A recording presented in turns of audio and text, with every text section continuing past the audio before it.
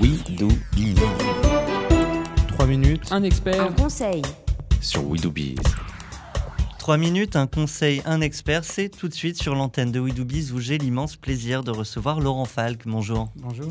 Laurent Falck, vous êtes membre de l'équipe de direction à l'ICA, mais également co-auteur, notamment de Discerner pour décider aux éditions Duno avec Bernard Bougon. Alors, aujourd'hui, nos entrepreneurs, nos auditeurs ont la possibilité de faire un choix, celui d'être une girouette, un miroir, un gendarme ou encore un barreur. De quoi parle-t-on ? Tout simplement de la réalité de ce que nous sommes selon les situations. Donc il ne s'agit pas de dire qu'on n'est que girouette, miroir, gendarme intérieur ou barreur, mais que selon le sens du vent, on peut avoir envie de prendre plutôt telle décision et parfois de regretter. On peut aussi prendre des décisions en regardant l'image que ça va avoir sur soi et donc donner peut-être trop d'intention au regard des autres.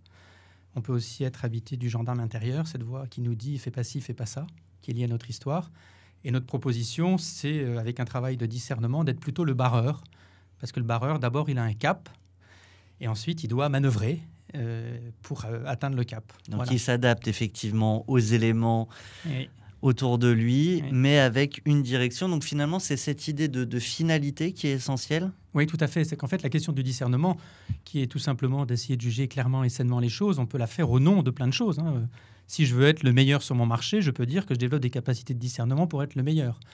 La difficulté après, c'est qu'on ne voit pas vraiment quelle est la contribution de l'entreprise ou quel est le rôle ou la finalité du dirigeant.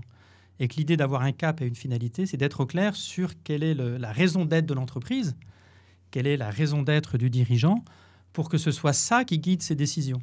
Il y a un enjeu fort, c'est de ne pas trop me laisser décider par mes envies et mes craintes, mais d'essayer de clarifier mon désir de contribuer à quelque chose dans le monde d'aujourd'hui.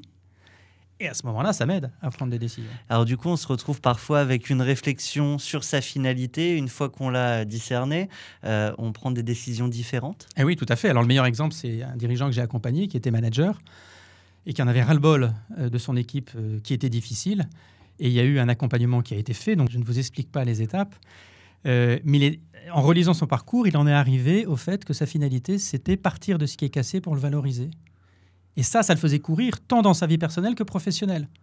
Il s'est donc dit, soit je reprends une entreprise parce qu'elle est cassée, et sa finalité lui a fait dire, mais pourquoi tu ne resterais pas dans ton job ? Et finalement, il est resté dans son job. Voilà. Et il a été libéré. Donc on voit bien là qu'il était noué par des choses qu'il ne voyait plus claires et que ce travail de discernement l'a libéré et l'a rendu plus serein. Ouais.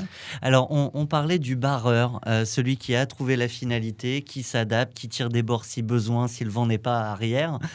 Comment on devient ou comment on réfléchit pour devenir un bon barreur ?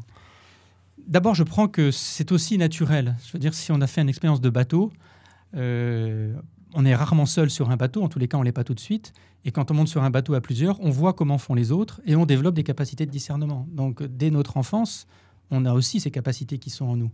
Là où c'est plus compliqué, c'est quand le temps se gâte, ou quand on m'invite à être le barreur, ou je décide d'être le barreur. Voilà.